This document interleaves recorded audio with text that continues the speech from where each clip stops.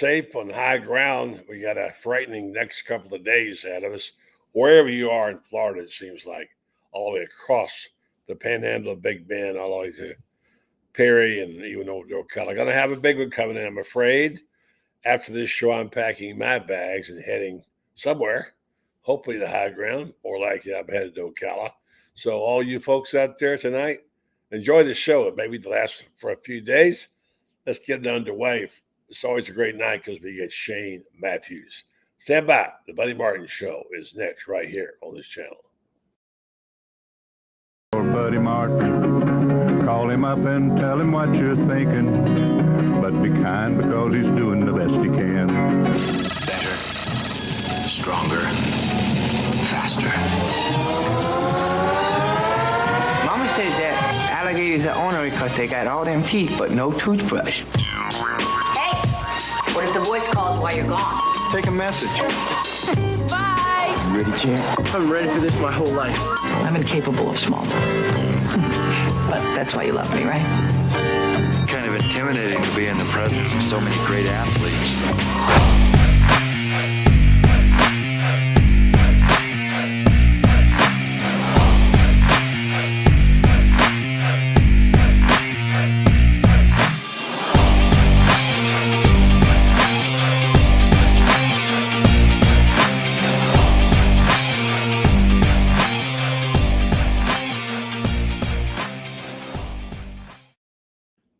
Well, good evening. I hope you are on high ground. As we said earlier, it is safe for the big one. I guess it's called Tropical Storm. Now going to be a Cat 3 hurricane, as we know so far. Helene, that's a new one. So tonight, we'll just keep our eye toward Helene as she comes in from the Caribbean, and we'll be packing our bags to head out tomorrow somewhere. I mean, where are you going to go? Let's ask this guy. He always knows where to go. At least he did playing quarterback. Shane Matthews. Good evening to you, Shaner. Hello, buddy. What's your plan, buddy? Oh, I stay in Gainesville. I've never left for a hurricane. Hunker down and deal with it. Did you do that in Mississippi as well? I was lucky. I only lived on the coast 2 years, buddy, and there was never a hurricane when I was there for my junior and senior year. Now, there were multiple hurricanes that demolished the city, my parents' house, once I was either in college or in pro ball, but I never experienced one. Yeah, I have, unfortunately, and I don't want any more parts of it. I mean, everybody seems like in Florida. I had my fill of it in Charlotte when back I was living in Punta Gorda when they had us a Category 4. And I waited it out thinking it was going to go right past us, and it took a hard right and hit right up Charlotte Harbor and hit us head on. They think it might have even been a Cat 5, but they couldn't prove it. And it was frightening. I remember standing in the middle of the house thinking I was going to die. It was like the roof was going to come off the house. And I said, never again will I stay put when there's a hurricane of a Category 3 or more coming at me. I've got one out this window right here coming at me, dead aim, which is going to be a Cat 3 or Cat 4. But it's got a broad spectrum all the way from you don't know where it's going to land. And it's going to have on the dirty side, it's going to have repercussions back to Ocala and Gainesville, Jacksonville. It's going to be there hasn't been a bad. This is only like the seventh named storm. We haven't had a real bad one yet. And they say the water is getting hotter and hotter and teeny. Warm water is what you don't want when you got a hurricane, Shane. You know that. Yep. Well, we do have an open date, and I want to get your thoughts about all the highlights and lowlights. I enjoyed watching some of the performers, even though the defense was dismal. I mean, come on, how do you give up 240 yards rushing to Mississippi State, tempo, whatever it was. But I liked the play of some of the youngsters I've been waiting to see.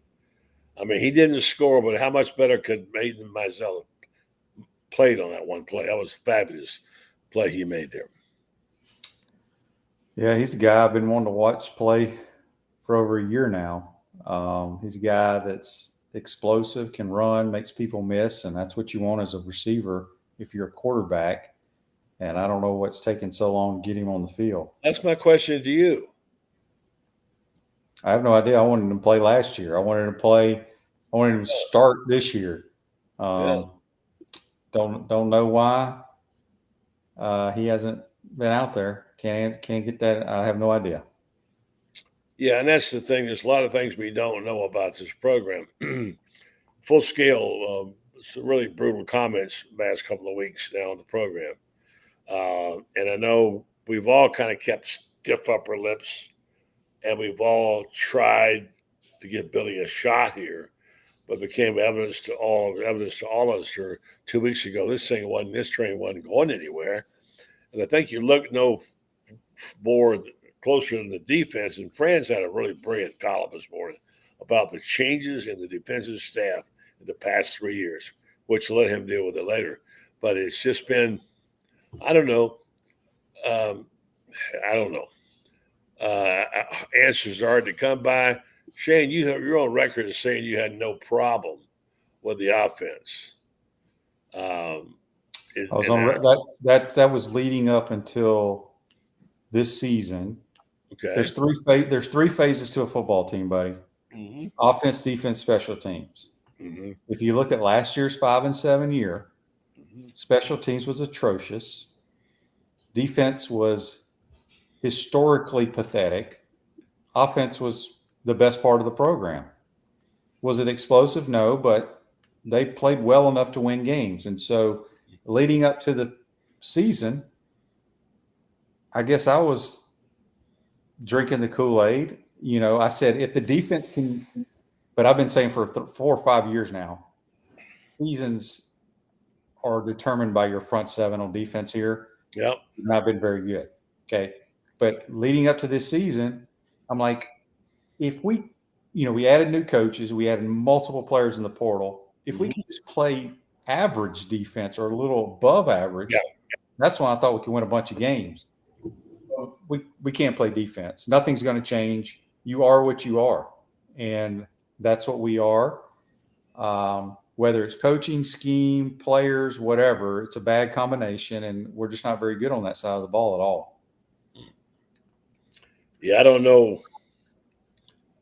Bruce Green says Billy plays favorites. I don't know that I agree with that. I just don't think he's. I think they play. Look, I don't know what their plan is. I'm not in meetings. I don't ask or any of that stuff. What's your opinion? We play way too many players. I've been saying that for years. I am not one who wants to rotate players. I don't care who they are, how much they're getting paid, where they're from. Are we worried about losing a kid to the port? I don't care. The bottom line is to play your best players and try to win the football game. And once you're convincingly ahead, then you can play some other guys. But nobody comes out of the game if you're a starter unless you need a breather. And you shouldn't need a breather unless you're a wide receiver running a bunch of routes. Let's talk about the quarterback. So that was a highlight. What was it? They were almost perfect. They only had about 3 incompletions and 500-yard day. Graham Mertz was brilliant. I think it was against Mississippi State, I grant you. But and then DJ Lagway looked pretty good in spots. Give me your assessment of the two quarterbacks, and it looks like the majority of the snaps will go to Graham Mertz unless they start losing. What do you think? Well, I mean, if you're trying to win the game, you're going to play Graham Mertz. I thought both quarterbacks played really well. They threw accurate balls. We called a different game. It's very similar to the Sanford game, and I don't know if it's because they saw on tape how – buddy, take nothing away. I said this on my show today and on Steve Russell's show. Mississippi State, that team is the worst SEC team I have ever seen in my life. Really? Worse than the Vanderbilt teams. They will be 35 to 40-point underdogs the rest of the year. They're like a 38 or 39-point underdog this week at Texas. They're bad. There was a bad situation. They're going through a coaching change. I think Jeff Levy's a good coach. I think they'll be fine in a couple of years. He's got to get players in there, but it's a bad football team. And we needed to do what we did, and we did it. We still gave it way too many yards and points defensively. you can't shut anybody out in today's modern day football, but we can't get off the field ever. And the yards after contact are disturbing. I guess I got off a tangent there. Back to the quarterbacks. I thought they both played really well. Yeah, they did. There's going to be more. I got to say that I was really glad to see Jaden Ball get out on the field. He's been my guy, as you know, since spring game. I love the way he runs, the power he's got, the speed he's got, elusiveness actually for a big guy. And I think he looks like a promising back for the future. Montiel didn't have a great game. Now, Trayon did have a nice game. He did get some scoots in there. But again, we're talking about who. So did you see any improvement in the offensive line? I mean, it's hard to say. I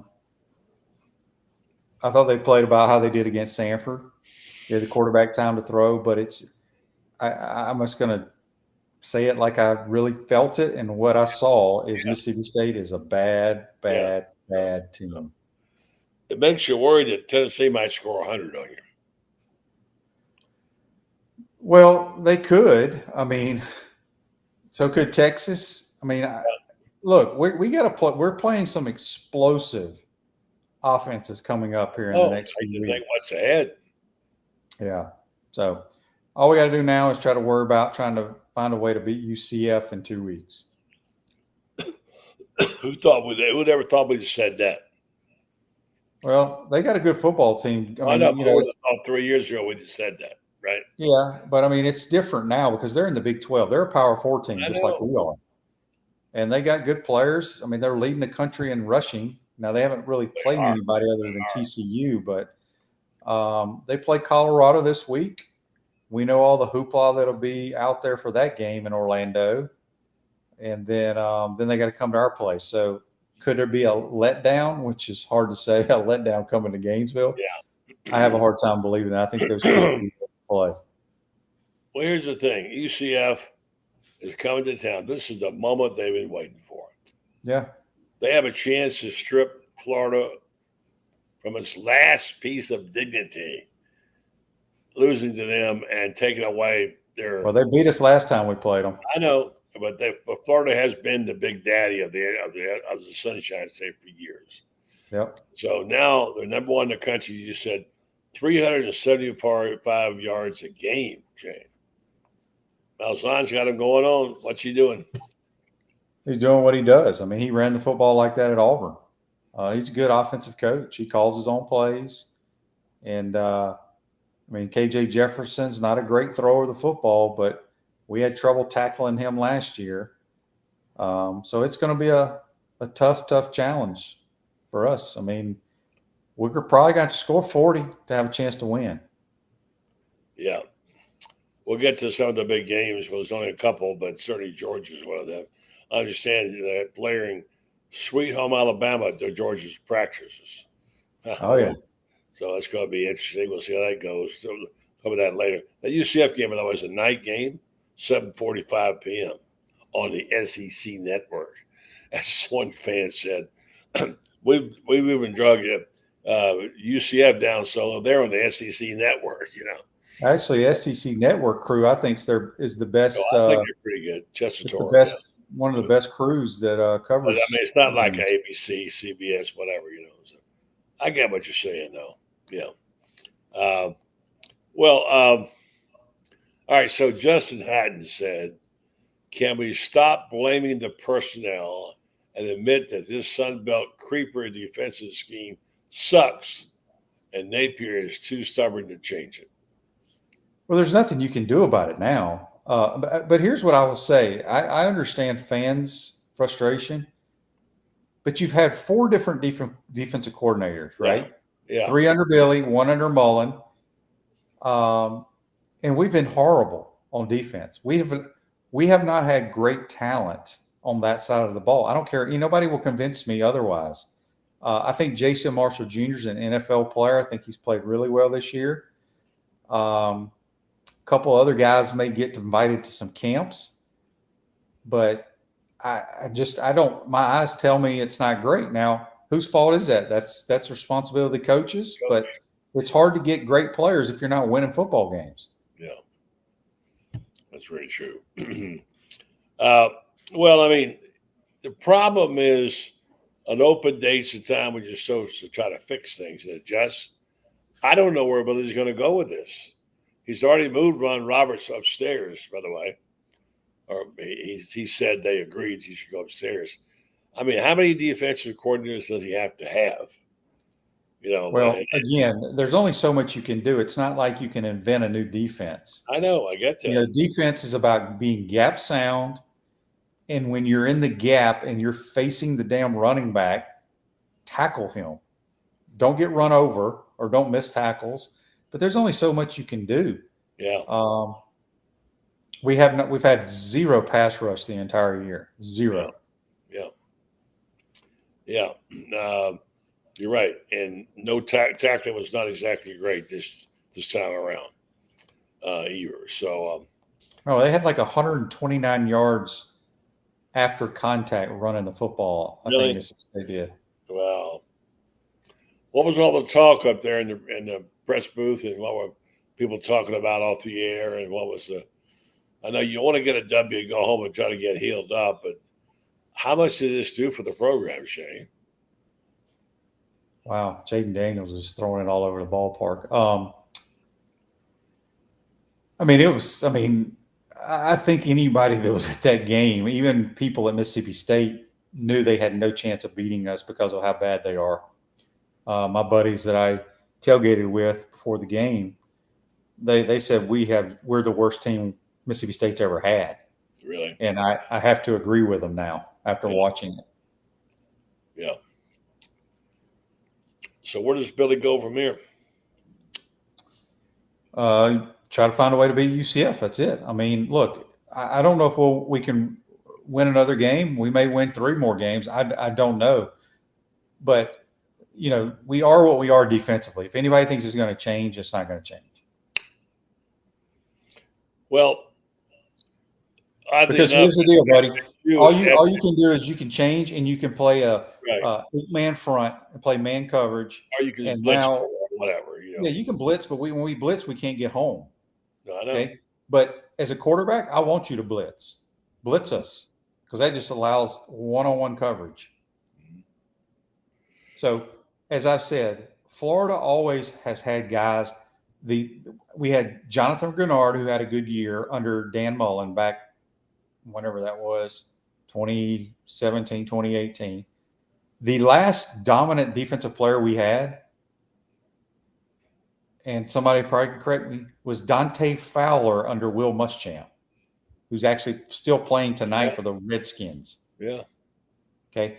There has not been any other dominant front 7 players that I can think of. Yeah. And that's a problem. Yeah. All right. So Chris wants me to tell you, if I didn't, about Franz reporting over the weekend that both Spurrier and Urban would be agreeable to talking about helping the transition of the program if Billy goes. And that was a story that Franz had. They both have said to our sources that they're behind the program, they're supporting Billy, but ask if they would help in transition, not in a full-time job capacity, but, would they be willing? And the word is they would both be willing.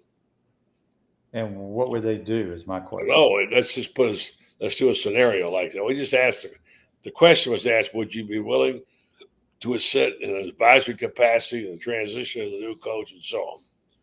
And they acknowledged through other sources they would be, but they want to make sure they understand they're not undermining Billy. But they would help any way they could.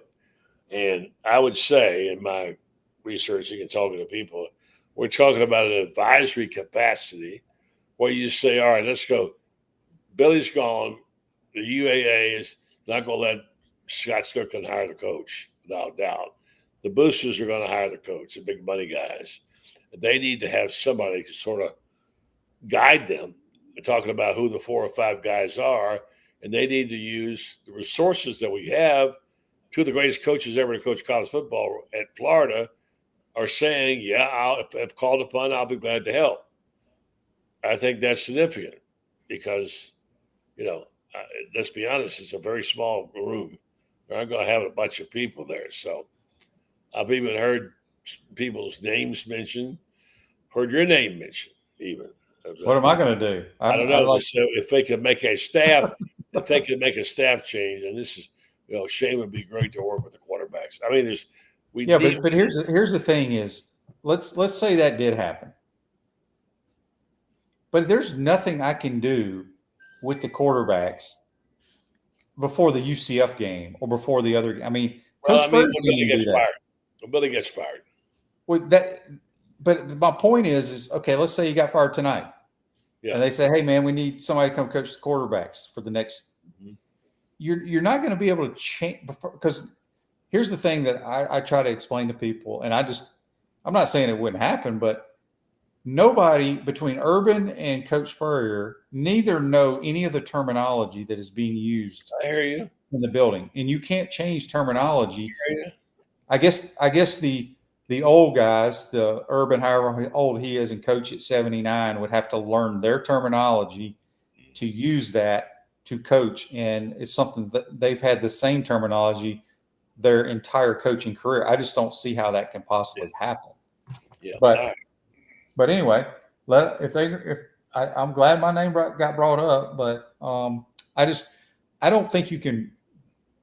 I mean, I guess you can because the Colts did it. They had brought Jeff Saturday from TV, and he was the interim coach the last few games for the Colts a couple of years ago. So I guess anything's possible.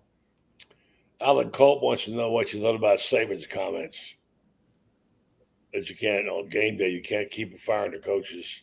It's all the fault of the fans and the administration.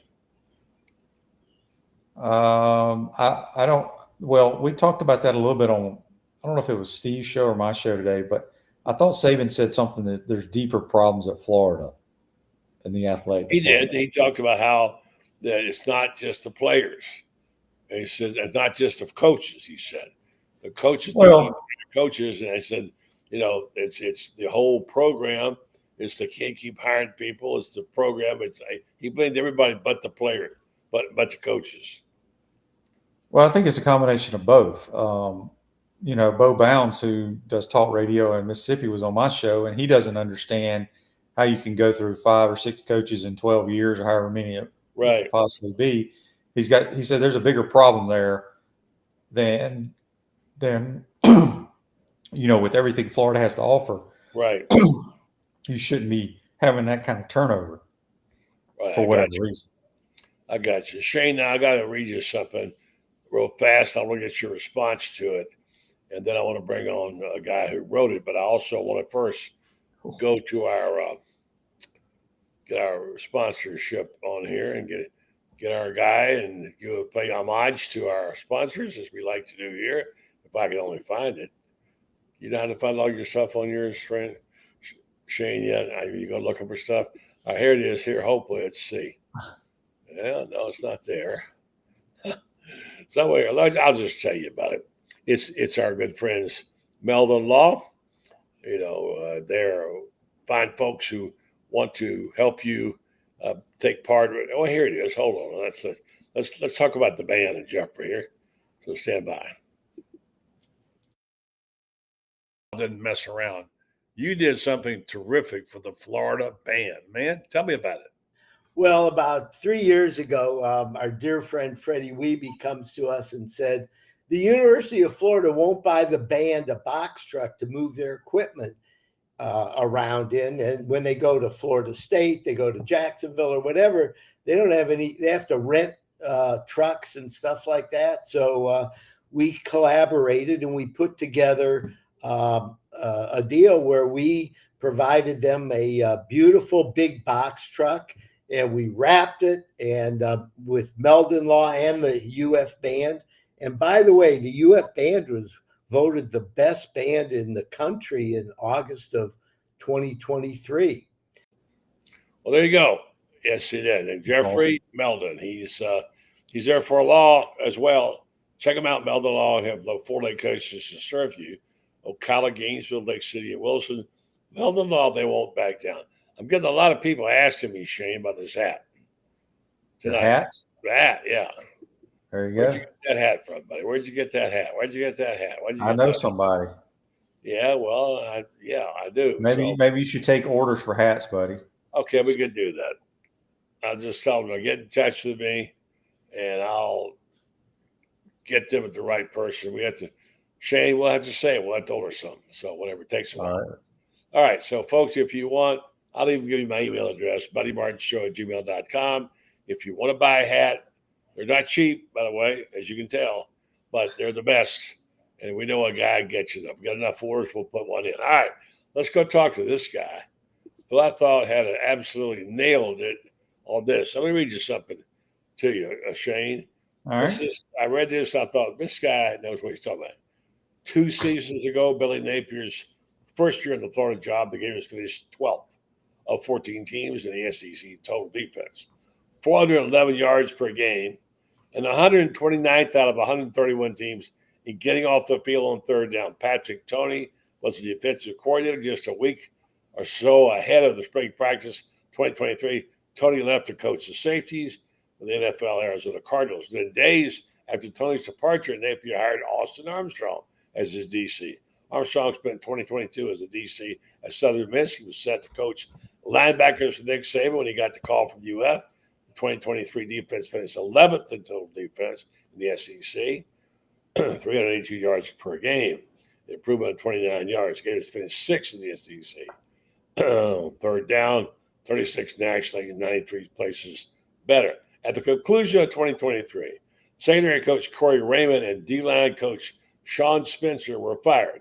When Mike Elko was hired as the head coach at Texas A&M, he hired Spencer to coach his D-line and poached Jay Bateman from the Florida staff to be his defensive coordinator. Raymond was replaced by Will Harris from the Chargers. Spencer was replaced by Tulane's Gerald Chapman. Napier brought on Auburn defensive coordinator Ron Roberts to replace Bateman, naming him as coordinator with Armstrong. It was thought to be a brilliant move since Roberts is Armstrong's mentor. It has not been that. That was written by Franz Beard. I thought he absolutely nailed that. Until he put it in that perspective, I didn't really realize how they screwed that up. Great job, Franz, and thank you for that. Thank you. Good work, Franz. Well, thank you, guys. Remember Miles? Do you remember the Nike commercial with Jordan? It's got to be the shoes, Spike Lee. Well, I'll make an analogy here. It's got to be the coaches. Got to be. These guys, we can talk about all we want to about personnel. Well, I look back through the recruiting stuff.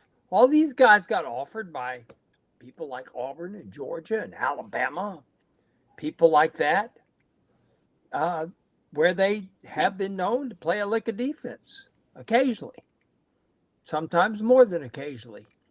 In Georgia's case, anytime they play the Gators, especially. And is it all on the players? Well, the players aren't playing well, but how well are they being coached? What's the scheme? Everybody in the whole world seems to know what the Gators are doing scheme-wise. Mississippi State, which averaged 97 yards a game and 3.29 yards per carry, ran the ball for 240 yards against the Gators. They ran off 90 plays. They had 20 third downs. They converted 11 of them. What does that tell you about if the coaches can't figure this out, then we got a serious problem here. And what it tells me is if the Gators are going to win any more ball games this year, they're going to have to, the offensive line is going to have to play lights out, which they haven't done. Mississippi State, you can't say they played lights out. Mississippi State's terrible. But they're going to have to play lights out because we got two quarterbacks who can do the job. We got receivers that I think are as good as anybody in the country. And we got excellent running backs. But they can't do it if somebody doesn't block for them. And by gosh, somebody's going to have to block because it's going to take all of our skilled people and our quarterbacks to win shootouts because I don't trust our defense a lick. I don't know about you guys. Tell me if you guys. But we need to hire an offensive coordinator, right? I still get that every day. I'm like, people, have y'all not watched the Gators play football the last 3 or 4 years? We can't stop anybody on defense. Y'all were supposed to laugh at that. No, I understand. So, okay. Okay. I mean, has anybody on these comments, buddy, tonight said we need an offense coordinator? oh no, I mean I heard that a lot. Yeah, I mean, I get it. Everybody, look, Yeah. Billy could call better. I think he called a really good game the other day. People get tired of when we run inside zone. They don't have a problem when we run inside zone and we get 10 yards though. We're not. I mean, we have a problem. I do have a problem, and somebody I know really well, who's an admirer of yours, said, I hear Shane talking about this, and it bothers me when he says it. He says, I have zero problems with Billy's game he called. Because this guy says he kills a rally. He'll have a great couple of calls, and he'll call a play that makes no sense whatsoever. But buddy, I'm not saying Billy's the greatest play caller I've ever seen. I know. I'm saying I don't have again, I'm gonna go back to last year. Special teams was awful. Defense was historically pathetic. So there was no problem with the offense. Could it have been better and explosive? Absolutely. You look at this year, we've played well in 2 games offensively against 2 really bad opponents. But defense is still an issue. But everybody keeps talking about we need a better play caller. I don't get that. I mean, are you not watching the same football games I'm watching? Could play calling be better? Yes, at times. Not every play is designed to score a touchdown. Not every play is going to work. The other team does have some scholarship athletes. They're going to stop you every now and then. But we cannot. I keep saying I don't think we can get any worse on defense, but maybe we can. I don't know. I don't know what the problem is. I think they are what they are, whether it's coaching, players, combination of both. I don't know how we're going to stop anybody. I'll throw this at you, Shane. In 2022, we averaged 29.5 points a game. If we could have gotten off the field, we were 129th in third down defense. So figure if we could have gotten off the field, let's say a third more than that. You think we could have scored a couple more touchdowns? We'd have averaged probably 35, 40 points a game if we could have done it. Last year, well, let me see what it was last year. Last year we averaged, 28.4 a game. Could we have gotten a few more points if the other team hadn't run, as many plays as they did? Probably. This year we're averaging 31.8, but the other team so far is total offense. The other team's run 299 plays in 4 games. We've run 234. What does that tell you? We could score more points if we had the football. Yep, no doubt about it. Yeah, I mean, you don't need to shut people out. You just need to make a stop here or there. Shane, here's the problem with what we're talking about. You say people, we say people don't understand it isn't the offensive coordinator problem. Remember, you played for a lot of teams that didn't have a great defense, Shane. Florida Spurrier had some really good teams that didn't have a great defense. His best team did, but his offense was enough to overcome it. No, he I don't have stats in front of me. My eyes tell me, and I watched as many games as I could when I wasn't on the team. We had dudes. You look at his 12 years, we had a lot of NFL players. They didn't have good players, and so sometimes they didn't have a great defense. I'm going to have to disagree with that because I have a hard time. Have a great defense 12 years that probably was coached? he had way above average and damn good defense in my above opinion. average. I said a great defense. I mean, I mean, I don't know if anybody's. I mean, I don't look at I don't need a great defense. Nobody plays great defense anymore. Even the great Alabama teams didn't play great defense. But I'm going to have to disagree. I think Spurrier had really good defenses every year he was here. Well, you said really good. My point is really good, great, whatever term you want to use. They were not pathetic. I will say that. He won 9 games every freaking year he was here minimum. So you had to have good defenses. Well, I'll give you a good example. Take 1991. Now, I'll go with Shane on. Now, there were a couple years when I thought the defense. 93 when we had the choke at Doak.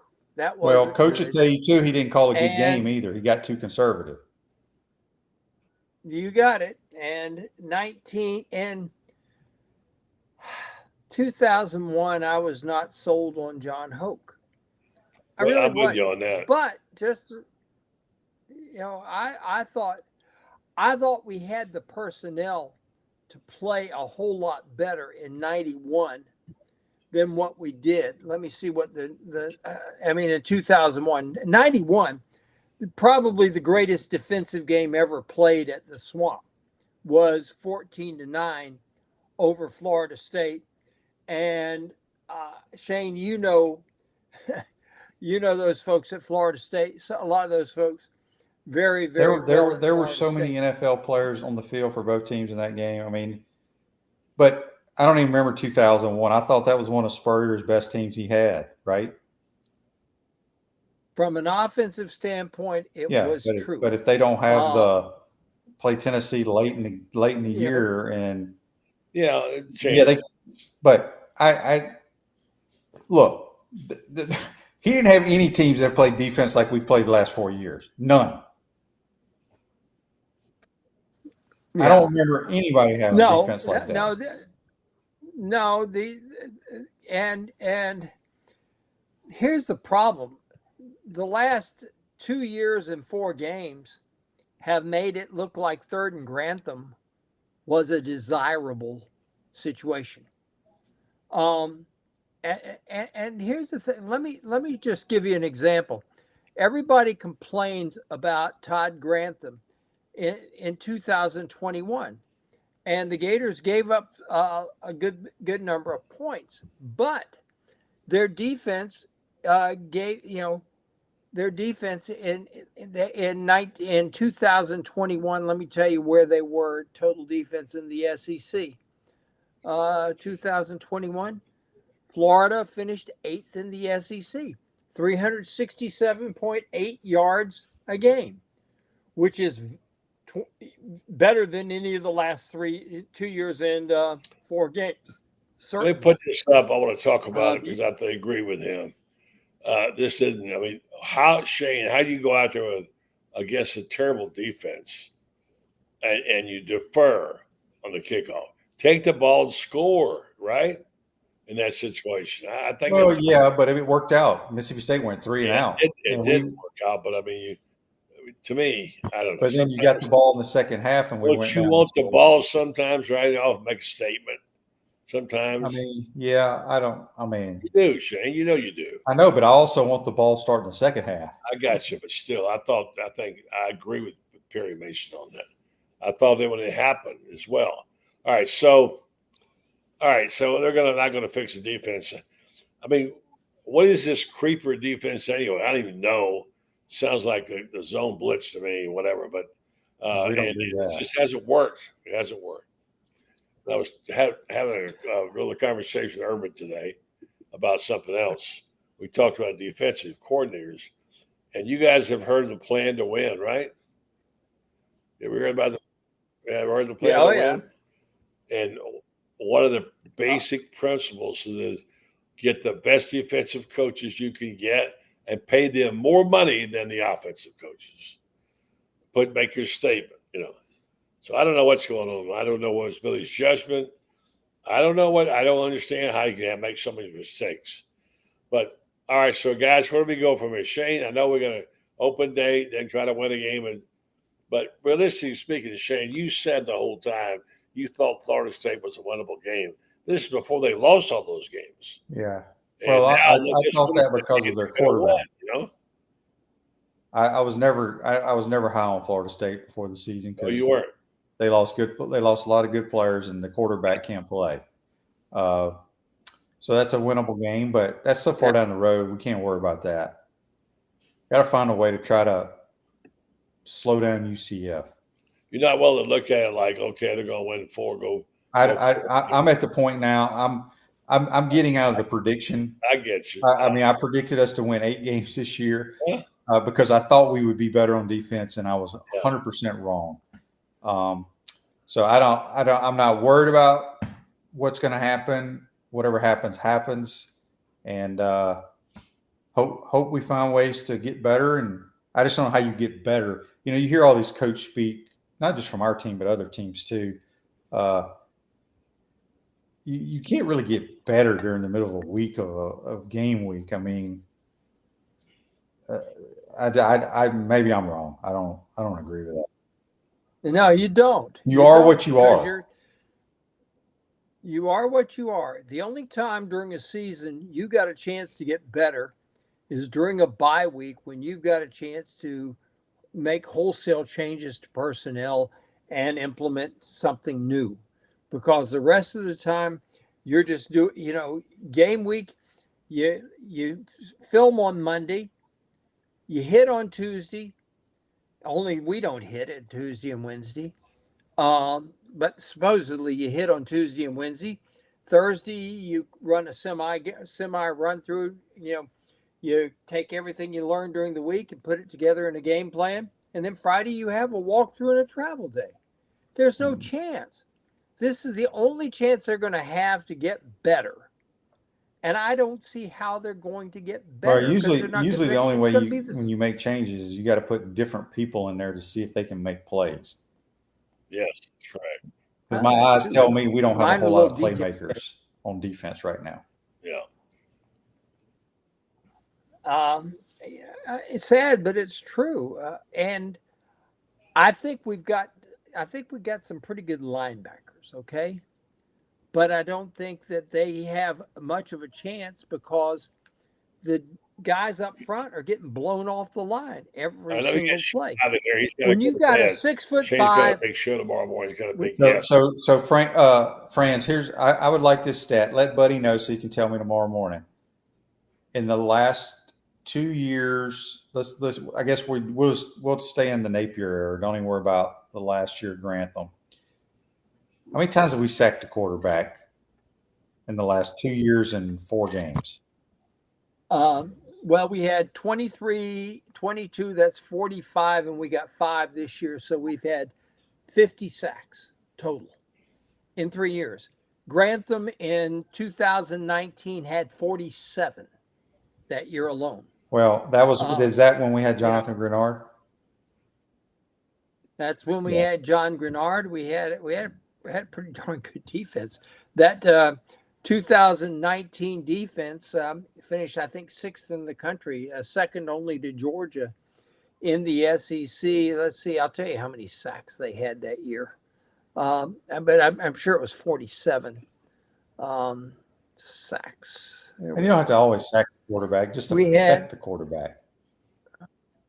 Yeah. We had 49 sacks in 2019. We had 35 in 2020 in the COVID year, and we had 37 in 2021.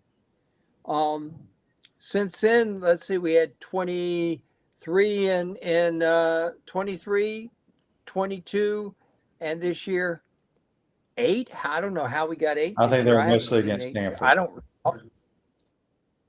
Yeah, obviously, I don't recall.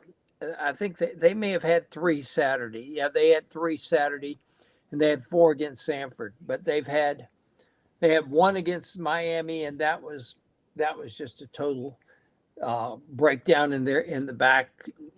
Their back went one way when he was supposed to hold in, and that's the only reason Cam Ward got sacked. Okay, I gotta get you out of here. I'm sorry. All right. Good Shane, stuff, gentlemen. Shane, Y'all have a good night. Wait, Shane. Quick comment on Billy Horschel winning the BMW PGA. Yeah. That was awesome that Billy got that done. I didn't really follow it, quite honestly. I don't follow it. I didn't know they were playing it. Yeah, it's over in Europe, so. Yeah, he didn't get picked for the Krezis Company. He beat McElroy for the championship. All right, here's the last thing. Do you guys admit you drank the Kool-Aid? Oh, Shane, absolutely. you bet you drank it? Do I admit it? You drank the Kool-Aid? Yeah, I already said I have no problem admitting when I'm wrong. Got a point here. I drank the Kool-Aid. You know what? Everybody drank the Kool-Aid because I went online and looked. And if you go to try to buy a Kool-Aid, orange Kool-Aid at Amazon.com, sugarless, they're sold out of orange Kool-Aid. No wonder Gator fans drink it all. Okay? It's truly sold out. Just a little stat for you there, Shane. It'll make your day. All right. All right, buddy. Take care. Thank you, Shane. Good job. As usual, see you in the morning, buddy. He's the host of Pot Up with Matthews. We'll be joining him tomorrow. Friends, let me tell you folks about TitanMRI.com, our fine sponsor. They make it easy for you if you need an MRI. Let me tell you, we have a lot of people online tonight. Many of you will live in the North Central Florida. By the way, hope you're all going to be safe tonight. I'm packing my bags and heading somewhere, probably east. We'll see what the forecast is tonight. And I hope you're going to be all right. Friends, you're on high ground as well. But I just wanted to say that if you're in the area in the next couple of weeks, you need an MRI, you got to listen to what I'm going to tell you. Titan MRI will do their very best to make it as easy as possible for you to get an MRI there in the Gainesville area. And if you can't be there during the work day or you want a special weekend or night, they'll custom make an appointment for you. If you don't have insurance, you can pay with cash or card. And if you have a problem with claustrophobia, they have some bigger MRI places you can go. They're very aware of the fact that many of us get claustrophobic. I encourage you, go to TitanMRI.com and find out why Franz goes there, because he's claustrophobic just like me. Francis, I got to tell you, it's been a rough couple weeks. And, it's sometimes. And it's not going to get easier. And I wrote this column over the weekend about why do we care so much? Why do we care? Why can't we just let be a season? And why can't we just enjoy it as a spectator? But no, we can't do it that way.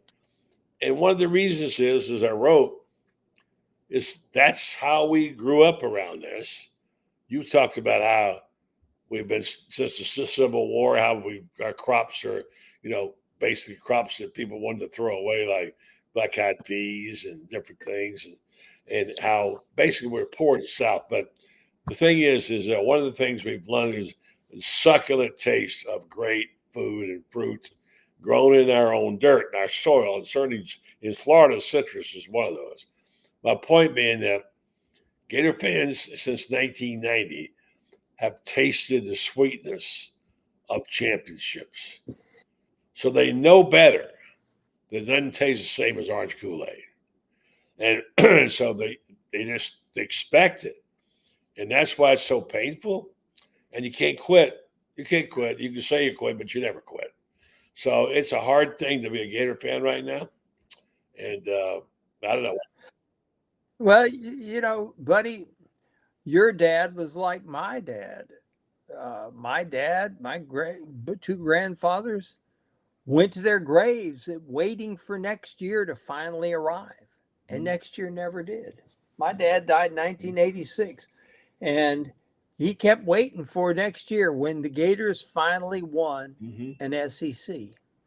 He thought we had one in 84, and then Marshall Kreiser, like an idiot that he was, and I will call him that because I think he ranks with the worst presidents we've ever had at the University of Florida, to have surrendered as he did to the rest of the SEC. And I blame Vince Dooley. Just one more reason why I despise the Georgia Poodles.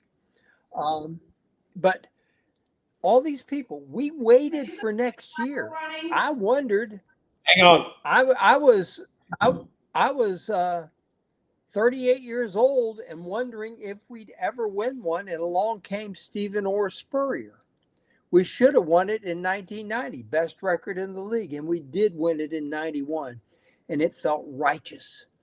And I got to tell you what, it felt righteous for 4 consecutive years, 93, 94, 95, and 96. We won 4 in a row. Did you know, a lot of people don't know it, Nick Saban never won 4 in a row.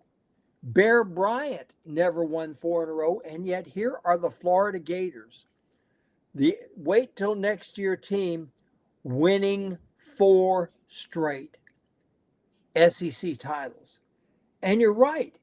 It felt so good. It felt righteous. I think that's just a good word. I love it. That's my word of the day, buddy.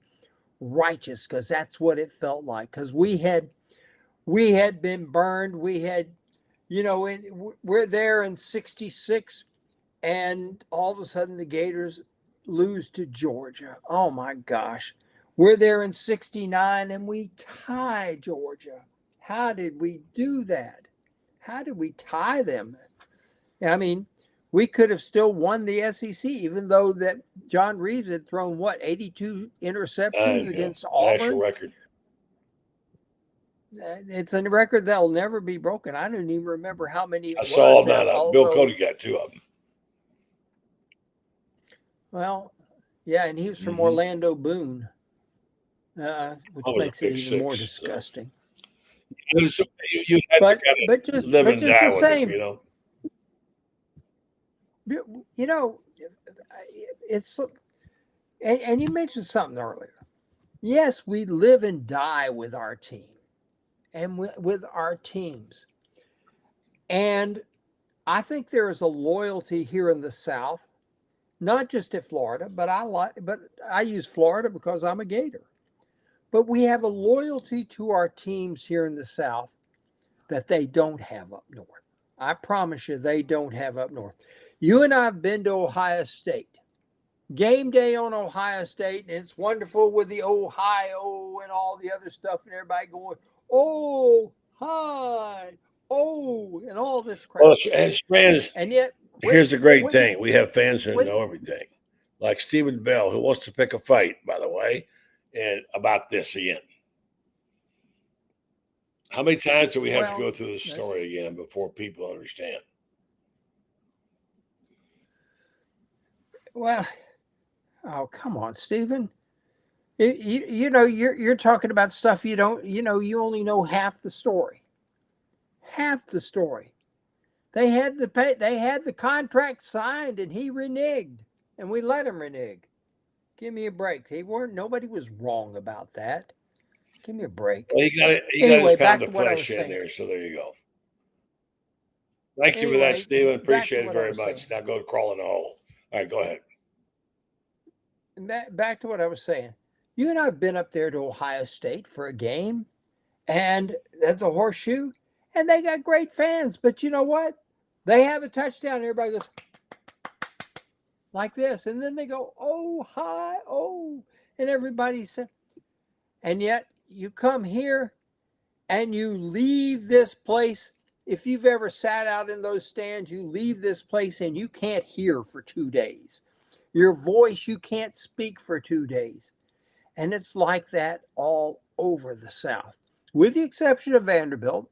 And, one of these days they're going to understand that you don't bring grapes and Chardonnay and brie cheese to a tailgate. You just don't do it. Sorry, but you don't. I got to tell you what, it's different here. And we love our teams. And if you're a Gator, you know what I'm saying. We love our team. And the fact that we've had success and we know it can happen here. We know you can win SECs. We know you can win national championships. We know you can be in the hunt on a year-to-year basis for national championships. We know that. And that's why it hurts so bad to see the program in the decline it's in. And I hate to use that word, but that's what we are in. We are in a decline. And, Nick Saban, God bless him, brought it out Saturday on game day when he said 4 coaches and about to become a 5th. In fact, he didn't say that, but that's true. He said, at some point in time, you got to understand it's more than just the coaching. At some point in time, you got to look at what Jesse Simonton on 3 wrote last week when he said, maybe we ought to look at cleaning out the entire athletic department, starting all over again, because something's wrong here that goes beyond Billy Napier. Maybe it's time. Look at what Danny White did up at Tennessee. First thing he did, he gets up there at Tennessee, and what does he do? He fires everybody. If you had a connection, I think if you had shaken the hand of Phil Fulmer in the last 30 days, you got fired. I mean, it was that bad. Some people said, oh my gosh, our program, he's devastated it. 3 years later, they did something that no Tennessee team has ever done. They finished ahead of Florida in the Directors' Cup. Tennessee. They won the SEC in basketball. They won it in baseball. They finished, they won 10 games in football. My gosh. Look what's gone to Florida. Meanwhile, we got a basketball. Well, let's talk about that for a up, second. Last couple of minutes we got to go. We got basketball going around here. And by the way, they're recruiting like crazy. Talk about it. Well, Todd Golden is having a meeting the media, and we can watch practice tomorrow. Can you imagine How do you that? do that? Holy cow! That'd be strange. Now, well, basketball. Todd doesn't have a problem with us watching practice. Steve Spurrier never had a problem with us watching practice either. Son of a gun, But we're going to see the tallest team in the country. The tallest team in the country, the Florida Gators. And the perimeter guys are good. This kid they picked up from Florida Atlantic, Elijah Martin, is an absolute beast. I'm telling you, he is going to be running the point this year. He was the guy that led them to the Final Four 2 years ago. He's a tremendous player. They picked up this kid from Slovenia who gets on radar lock when he shoots. He's a tremendous three-point shooter. Denzel Martin is going to surprise everybody. And then they got Walter Clayton Jr. and they've got Will Richard back. Florida's set. And then you look at the big guys that they've got, and they can forget Denzel Aberline, my favorite name. Oh, I love that name. But when you think about this, I had breakfast with Todd Golden back during the summer, and we were talking about Olivier Rio, who is the 7'9", 300-pound freshman. And he said, what are your expectations for him? I said, I hope he is a 5x5x5x5 guy. Todd looks at me, he says, what's a 5x5x5x5 guy? I said, 5 minutes, 5 rebounds, 5 block shots, 5 fouls. Todd looks at me, he says, if he does that, we make the Final Four. Because, you look at this. Florida has got, get this, buddy, Florida's got 30 fouls to give that are at least 6 feet, 10 inches tall. 30. You win a lot of ball games when you can do that. Question down here below, how about the Twins? Right now, I like our odds getting the Boozer twins out of Miami, Christopher Columbus. The big one, 6'10", can really, really run the floor. They're the kids of Carlos Boozer, who was an All-American at Duke and played in the NBA. And the other one's a point guard, and the two of them together are just absolutely tremendous. Todd Golden's building a program the right way. You look at what they did the first year. If Castleton doesn't break his hand the first year, they end up making the NCAA tournament. They made it last year. Got a tough matchup in that first game. And they had an absolute worst. I don't blame games on officials, but I want to tell you what. The official in that game gave the game to Colorado. Florida should have been in the second round. The official misses blatant call right there at the end. The guy forearms our guy, shoves him off, then hits the shot that wins the game. How did that happen? It doesn't happen if the official doesn't swallow his whistle. And I got to tell you what, I'm hoping and praying this year that Joe Lindsay somehow or another has to call games in Walla Walla, We got a little Washington. time for a Walla Walla, Washington. Here's the deal, friends. I got to get up at 6 o'clock tomorrow and start getting out of here. Now, where are you going? This hurricane, which is dead aim for us. We're coming right to that window right there. It's heading right to Panama City. So, yeah. Buddy, when we were kids, the water wasn't 5,000 degrees back when we were kids. Hurricane Donna came roaring through, and we were tough guys. It's not going to be more tough guys. I've been through one. I said I'll never do it again. We were tough, buddy. You've become you have become. Let me tell you who's tough. In your old age. My sheriff is tough. He's the sheriff here. Happens to be the son of my wife, Dawn. He has been through a lot, including Hurricane Michael. He says, buddy, get out of here. So when he says get out of here, I'm out. So tomorrow morning, I'm packing my bags and I'm heading out. Where I don't know, but I'll watch the 11 o'clock routine here. So anyway, you be safe now, friends. Don't get too cocky, all right? I'm fine, buddy. I mean, like I said, I lived through Hurricane Donna, and I had a sister named Donna. I can tell you about 500 hurricanes. I don't want to hear your war stories. I want you to get out of harm's way, okay? I went through 6 months after Hurricane Donna because I had a sister named Donna. Of every time people saw my sister, hey, it's Hurricane Donna. I went to Key West, tried to go to Key West, didn't make it in 1960. And I got down there, I saw a railroad up in the air, twisted.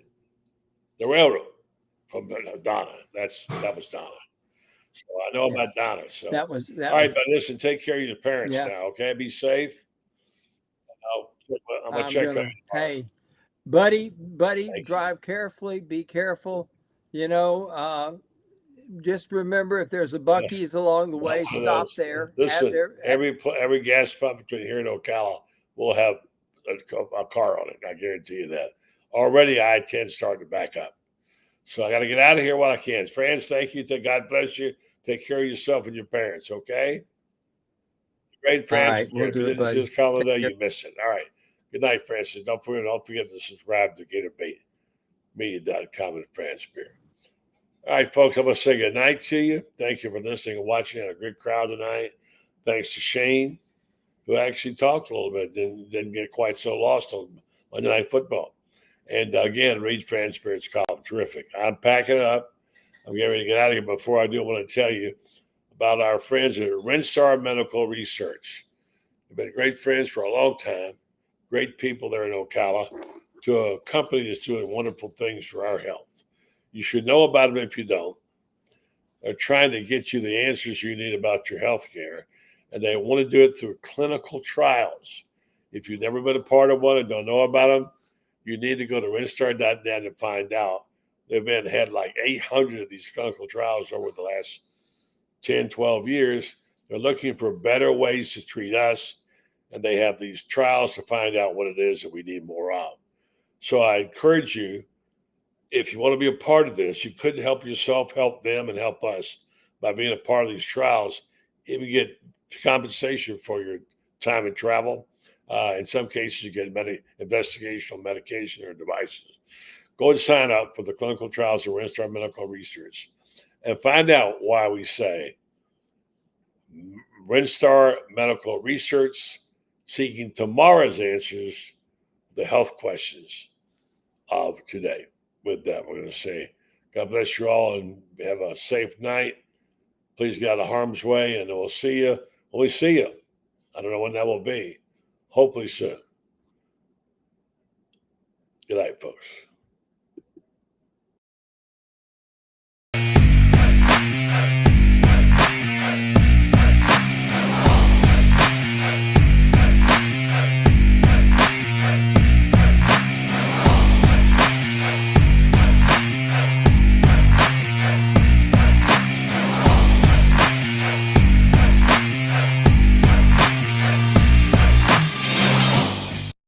I must have left the door open.